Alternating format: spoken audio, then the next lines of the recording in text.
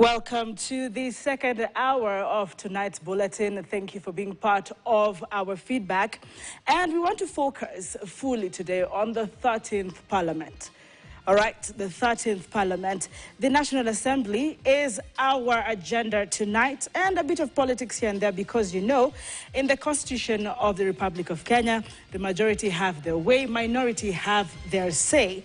Currently, about 290 members in the National Assembly elected by registered voters, 47 women elected by registered voters from the counties, about 12 members nominated by parliamentary political parties to represent special interests of the youth, persons with disabilities, and workers. And we also have the Speaker of the National Assembly, who is also now having a bit of headache.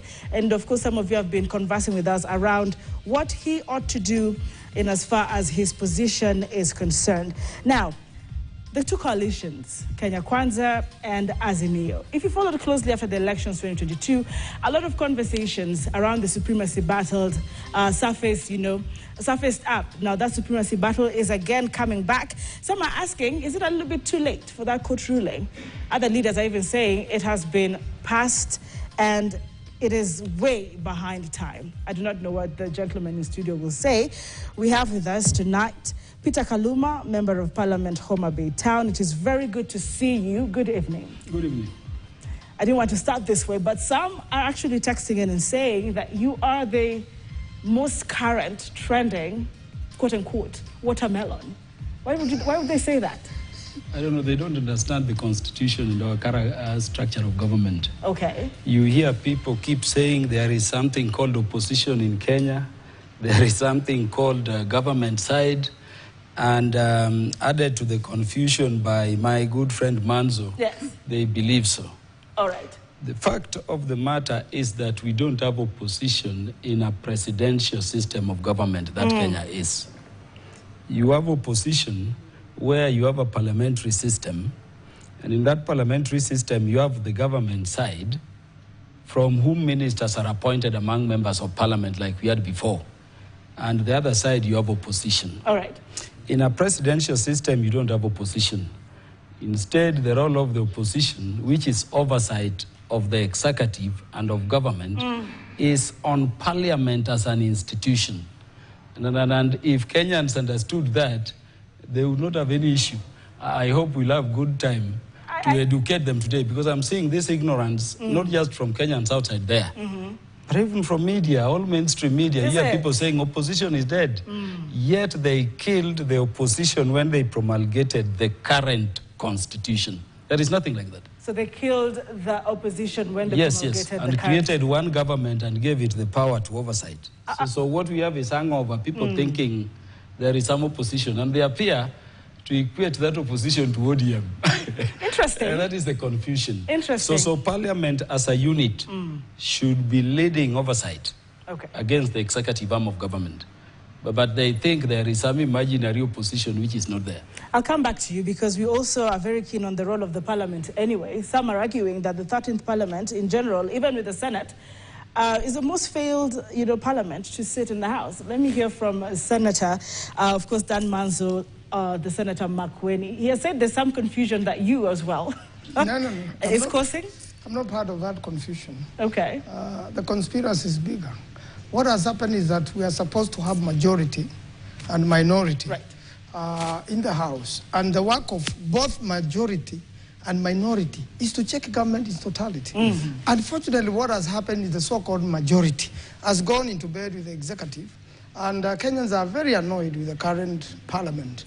Now that it's no longer checking the executive, it's no longer making the executive. In fact, the majority leader and even chairs of committee pretend like they are part of government and they are talking for government. Instead of checking and oversighting government and all of us making sure that the government is kept on toes. Unfortunately, that has not happened. The government is unchecked. And in fact, the role of parliament is not felt at all in the Kenyan parliament. And that's why Kenyans were so annoyed on 25th June this year. They overthrew Parliament. Last year, is it? Not this year. We're just in February. Last year, yes. And they overthrew the House. Yes. The House was overthrown by the people, has been impeached by the people, and right now, if there was IBC, you'll be surprised how many members of parliament would have been impeached by Kenyans. And that notwithstanding, we are very lucky that the new building was there and there was a tunnel. Thank you to President Uhuru and the then Speaker Muturi. Over 100 members of parliament would have been killed by members of public. Therefore, Kenyans are very annoyed with parliament, and I want to admit parliament is no longer doing its role. Speaking of parliament is no longer doing its role, we are seeing the sittings are to resume tomorrow. And it's a whole full in-tray. The reconstitution of key committees, the budget policy statement, vetting of new IEBC commissioners, addressing now the fallout from the court ruling. But speaking of Kenyans who are agitated, let's give you a glimpse of how the weekend went down, shall we? And I'm not sure what exactly the emotion is in this video. Let's just play it. Nimeanzisha barabara ile inatoka hapa Isiolo kwenda Kulamawe, itoke Kulamawe iende mpaka Modogashe, na baadaye iende Wajia, iende mpaka Mandera. Wale watu wa madawa wameleta hawa vijana kuja kupiga kelele hapa. Nyinyi vijana, sikizeni vizuri. Hamuwezi kutisha serikali ya Kenya. Sikizeni vizuri. Mnanielewa? Hakuna mtu atatoka nje ya Kenya akuje hapa aseme ya kwamba madawa itauzwa tauni hii. Hakuna madawa itauzwa Isiolo. Na mujaribu mtaona. Nyinyi mnanielewa? Tunaelewana jameni? Tunaelewana? Nyinyi vijana hapa nyamazeni. Yes. Here from Peter Kaluma, just a glimpse of the ground. Senator Manzo is saying Kenyans are not very happy, and I don't want to generalize that clip, but that's a section of Kenyans. What is your feel of the ground? Because then what you have said is that there's a lot of, there is concerns about the confusion being created, about opposition of the government should be checked. Do you think what the people are doing as well is just about checking the government? I don't think so, and I don't know the situation with Kenyans across. Let us remember where the current administration took over from. All right. We had a battered economy, and the taxation measures put in place to address the situation of economy, more so the causative factors, the debts we took, which are now being repaid, among other issues, are putting undue pressure on Kenyans. Okay? That is not to listen to what happened to Isiolo. I was not there. I have not looked at the video. All right. But I would not say that what you hear, if that is what happened in Isiolo, is actually representative of the whole country. Let me tell you, on 27th of December, I hosted President Ruto and my party leader, Raila Odinga, in Homa Bay. And I can tell you, you will see it if you doubt when we host Mashujaa again later in the year. I've been with President William Ruto to Kisumu. President William Ruto was just from Western Kenya the other day. All right. Okay? In this particular trip, you saw how he was received in Mandera, you saw the reception in Garissa, you saw the reception in Wajia, you saw the reception in Isiolo. Isiolo becomes exceptional. We were with Manso, with the president, in Mombasa for the East African Legislative Assembly Games. Or you did not come, huh? Oh, so you I can tell you, it was a very good reception, okay? And I remember us walk with the president from the county assembly down to, Mamangina Drive where it was. It was a lot of joy, from the people. Because a number of Kenyans, understand where we are and the efforts being made. The problem, therefore, we have is exceptional. When I listen to that issue in Isiolo, and you see the choreography, I remember seeing the motion before. People even have their cameras shouting uongo, so you cannot take away the fact of mobilization. That is not to say we are well. I can tell you there are areas where any leader will be well received and popular. There will be areas where any leader, even if you went to the last US elections, we have areas for Republicans, we have areas for Democrats. All right. What personally I would urge beyond the topic we are discussing is that we don't behave in a manner that renders ineffective in institutions. I've seen so many media clips, as if you've been following me on Twitter. I was saying the other day that why, for instance, you remember when President Kibaki was president? His brand abuse at Kenyans was pumbafu, binadamu wa mafia kuku. Interesting. And do you remember? You're just quoting. Yes, do you remember? I'm quoting, binadamu ya mafia kuku. And all media, including KTN, were like, lol. Is it? What a wise president. He's so humorous. Okay? Today, President Ruto goes somewhere and says in jest, okay, that pumbafu nyinyi. Tutachanja nini. And you hear people saying, no, let me tell you. I've not seen it in KTN. I've not seen it in KTN. But you get a whole mainstream media discussing Ruto does not respect us. How can he call Kenyans pumbafu? So it's a change of thing. And I wanted to urge the media in particular that remember when you constantly attack the head of state as an institution, not as Ruto. All right. Okay? Without saying the good things they're also doing, you are weakening your governance institutions. And when you weaken your governance institutions, you weaken it for everybody, not just those who support Ruto. It is for all Kenyans. I want to come back to Peter Kaluma shortly, because then at this point in time, I'm a great believer that the media shows and reports just what is. The negative, if it is done by you, Kaluma, we will report it. The positive as well, including the trips that the president has been making. I've never seen any good report of the... Look at even the headlines for today. Very, very non-issues. Is it? Are taking the front page. Our headline tomorrow is about the parliament. Let me hear from Senator. Senator, is it double speak for the party leader, Wiper Party leader, Kalonzo Musyoka? At one point he says that he's urged Azimio leaders who joined the government led by C.S. Joho to resign. He's told those in the Azimio, coalition to take over business in the House tomorrow. On the other side, he's saying Azimio cannot be rebranded. It is fully spent. But he's also not confirming that Wiper is not within Azimio. So where exactly does it stand? Because at some point he says there are agreements within this coalition that does not even comply with the provisions and Political Party Act. So what is really the stand of the Wiper Party leader? Well, the last position I know of that particular issue and the legal position is that Kenya has two main coalitions. The Azimio coalition and the Kenya Kwanza coalition. In Azimio coalition, one party has given notice to quit, and the coalition collapses when the last party leaves. Okay. And ordinarily, we are made up of over 26 political parties. So Azimio may have challenges.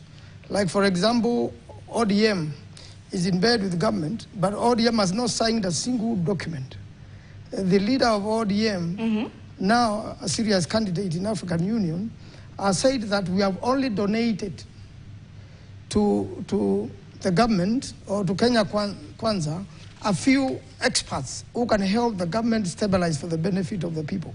But they never, ODM has not dissolved itself, has not left Azimio. All right. And that's why tomorrow, Junaid Mohammed should be the leader of majority, should sit on the majority side where we truly are and where we should have been from beginning, and would have checked this government very well. Unfortunately, there has been flaws. Therefore, the correct position is that it's a valid coalition. But when there are mistakes, once in a while, they must be checked. The last I've heard of the Honorable Kalonzo Musyoka when he was the coastal region, he has wished Raila Odinga well. All right. And he has thanked the courts for a well-done judgment and has asked now majority to take their position and check the government very well, which is the role of Parliament. And I believe that is going to happen. And he has always done it in good faith. When there are mistakes, he calls them, you know what they are. And when there are good things done, he congratulates them.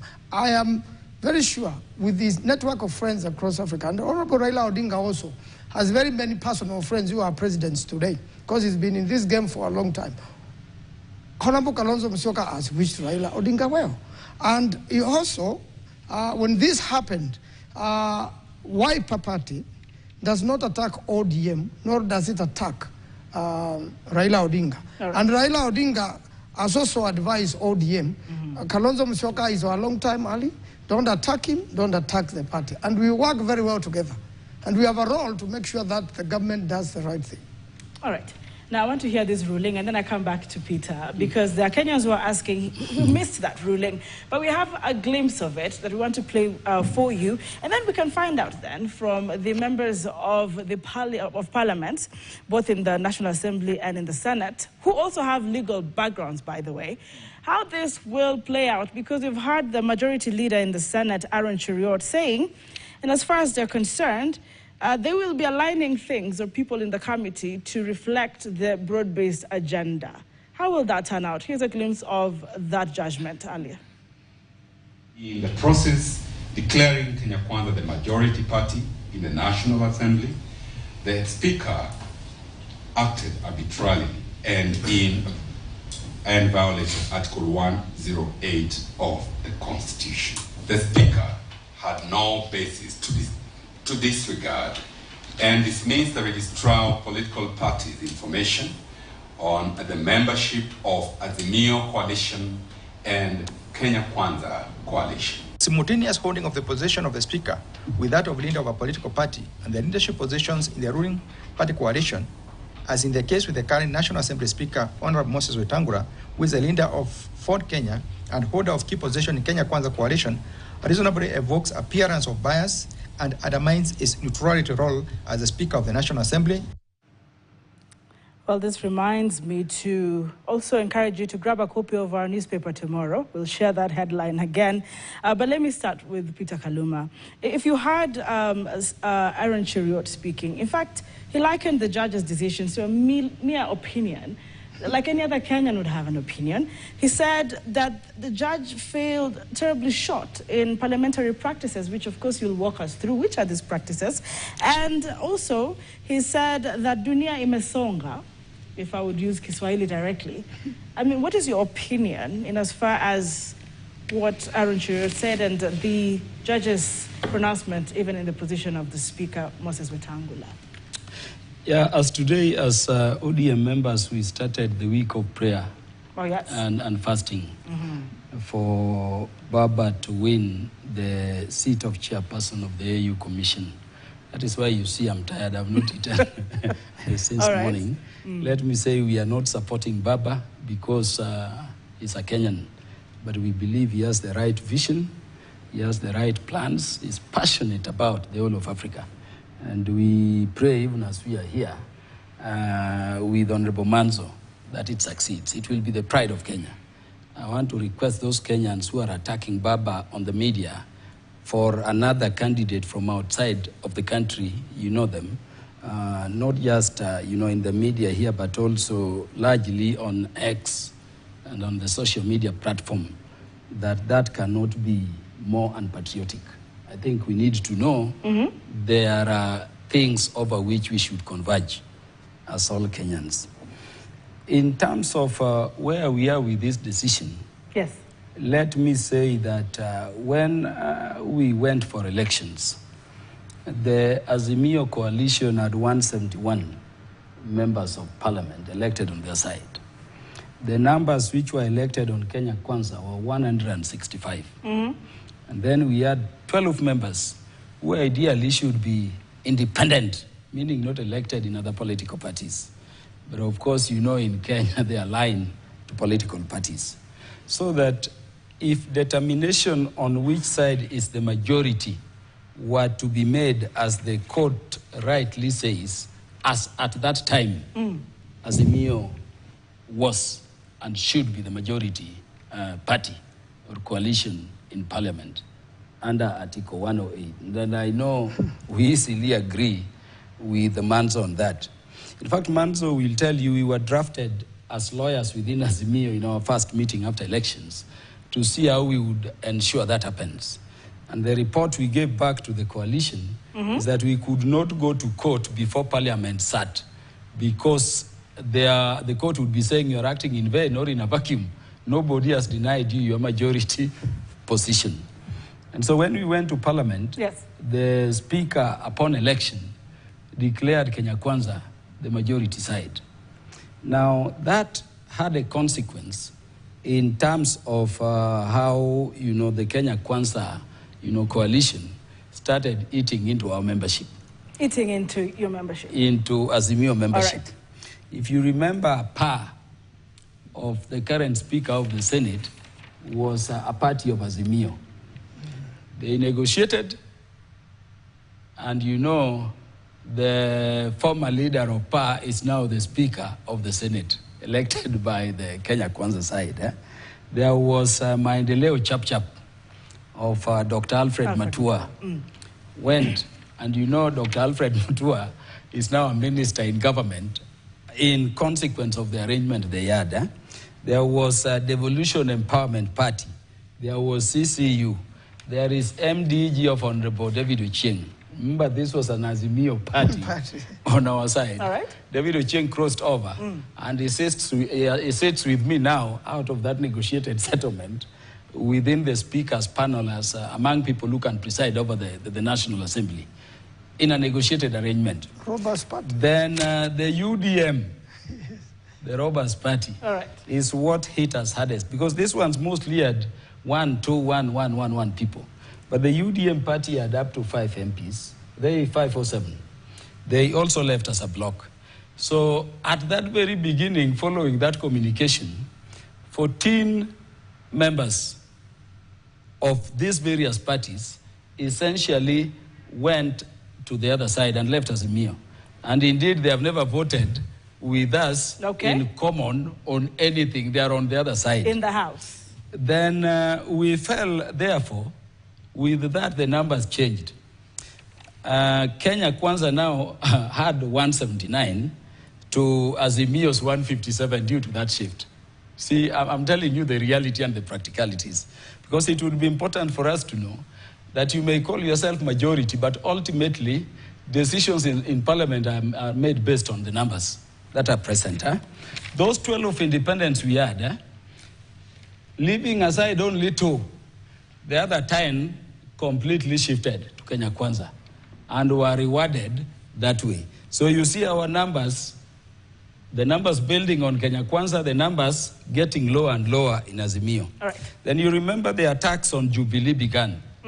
I can tell you Jubilee and Jubilee is the second biggest party in Azimio coalition. As we take a break. That Jubilee, currently I don't think there is a single member on President Uhuru's side. They all shifted for all intents and purposes. I can tell you. All right. Yeah. There are colleagues who are in Jubilee, you know the several of them.